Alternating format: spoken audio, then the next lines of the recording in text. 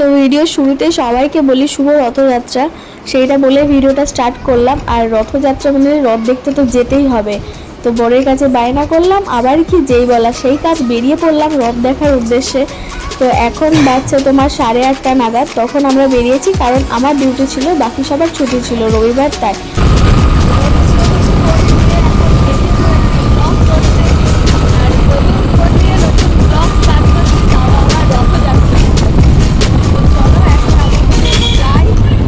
তো এখান থেকে আমাদের আরেকজন অ্যাড হবে, আরো দুজন, একজন কেন বলছি, ওরা আমাদের ফোন করলো যে এখানে আশেপাশে কোথাও রয়েছে, ওই যে সামনে দাঁড়িয়ে আছে।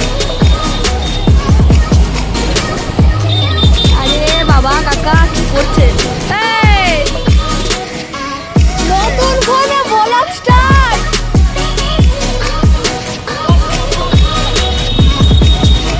নতুন ফোনে ব্লগ স্টার্ট।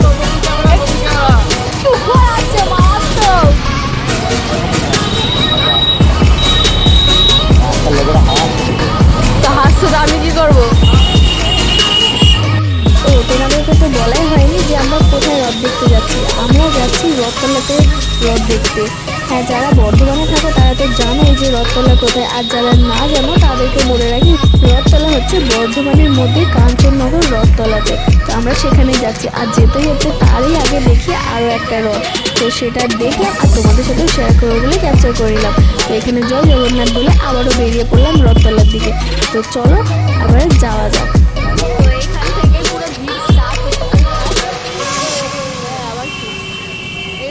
ভিড় পুরো স্টার্ট হচ্ছে, আর কিছু কিছু পোলাপান এই ভিড়েতে করে ছুটবে। তো চলো আমরা আমাদের ডেস্টিনেশনে গিয়ে আবার ক্যামেরাটা অন করছি। তো এই যে প্রায় চলে এসেছি, এই ব্রিজটা পার করলেই আমরা চলে যাব আমাদের রথের মেলার দিকে। তো এখান থেকে ভিড়টা একবার খালি দেখো, আর এত মানুষের গাড়ি ঘোড়া নিয়ে বেরিয়েছে যে একটুও কারোর সময় নেই, হর্ন মেরেই চলেছে তো মেরেই চলেছে। এখানে তো মানুষই যাচ্ছিল বাবা, এত হর্ন মারার কি আছে? না মানে আমি বুঝি না, এত যদি তারায় থাকে তো বেরোস কেন রে ভাই? আর যদি বেরোসি তো মানুষের একটু ধৈর্য রাখতে হয়, ধৈর্যটা মানুষের মধ্যেই নেই। আর তো এখানে এত ভিড় হয়ে গেছে যে গাড়ি রাখার মতো কোনো পজিশনই আমরা পাচ্ছিলাম না, যার জন্য আমি এখানে নেমে গেলাম, আর ও আরেকটু আগেই চলে যাচ্ছে, ওই জায়গাটায় ফাঁকা আছে, সেখানে গাড়ি রেখে আসবে। তো এখানে আস্তে আস্তে আস্তে দিদির বান্ধবী, ওর সাথে দেখা হলো, এসেই সে খাবারের দোকানে ঢুকিয়ে দিল, ঢোকা মাত্রই এত কিছু সবার হাতে দিয়ে দিল, আর বেচারি ওই এখন এদিক ওদিক ঘোরাঘুরি করছে। এত গরমের মেলাতে ঘুরবে না বলছে,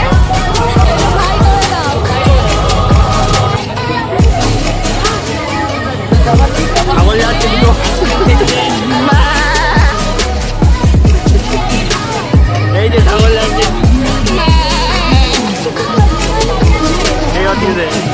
ওই যে এবার একটু মেলা দেয়, এইটা সবাই ব্লগ দিলে হবে।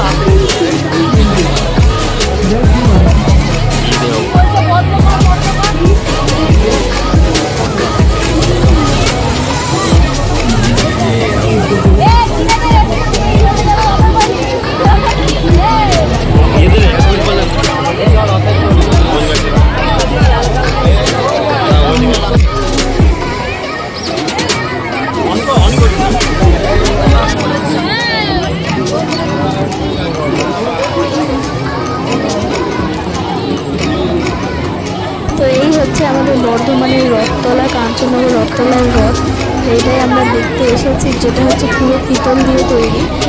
আর এইদিকে এই রথ দেখতে দেখতে দেখি এই গোলাপানে এরকম ধরে ধরে একারাই টান মারে, এদের দেখে বেশ ভালোই মজা লাগলো। তা করতে করতে তোমাদের একটু দেখিয়ে দিই এখানে কী কী রাইডস আছে চড়ার জন্য, বাচ্চাদের তো রয়েছে, ওদিকে সব জিনিসপত্র রয়েছে, এগুলোতে আমাদের কোনো ম্যাট নেই চাপবার মতো, কারণ গোটা মাঠের অবস্থা একদম খারাপ। আর মেলাতে এদিকে বলে কথা, কিছু কিনবো না এর থেকে তো হতে পারে না, এটা মেয়ে মানুষের নামে কলঙ্ক যে কিছু কিনবো না। তো এইদিকে আমি তো ছুটছি একা একাই, তা করতে করতে দেখলাম যে দিদিও পেছন দিকে রয়েছে, ওকেও টান মারলাম যে চলো এবারে আমরা করবো অ্যাটাক। আর এই অ্যাটাকটা না করলে কেন জানি না পেটের ভাত হজম হবে না, তার জন্য চলে এলাম হজম করার জন্য একটা হজমের গলি কিনবো। গলিগুলো না কিনলে কেন জানি না মনে হয় শান্তি নিতে না, তো শান্তি করার জন্য একটা কিনেই ফেললাম। তো এবারে চলে এসে জিলেপির দোকানে, একদম গরম গরম ভাজা হচ্ছে। মেলাতে জিলেপি আর পাপড় ছাড়া তো রথের মেলায়। চলো এবারে বাড়ির সবার জন্য জিলেট নিয়ে একদম বাড়ির দিকে যাওয়া যায়।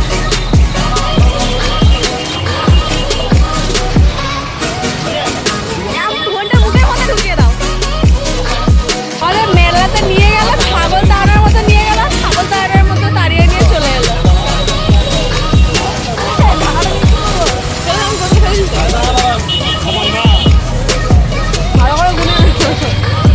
ওটা চুল মুখের অবস্থা পুরো খারাপ।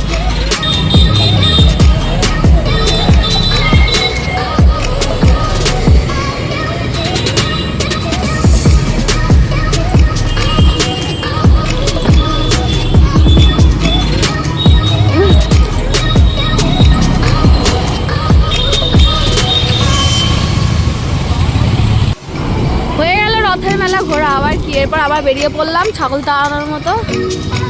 এবার বাড়ির দিকে আবার রওনা দিচ্ছি। তো চলো আগে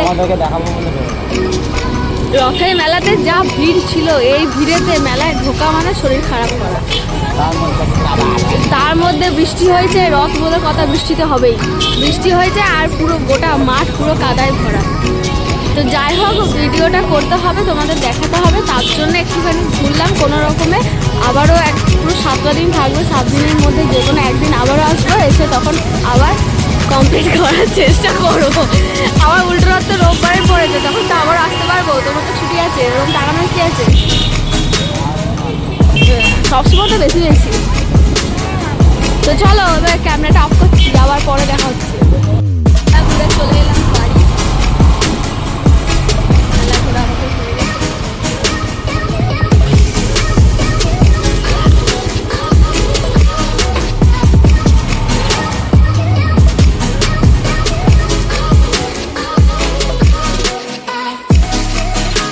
tata, have a good night.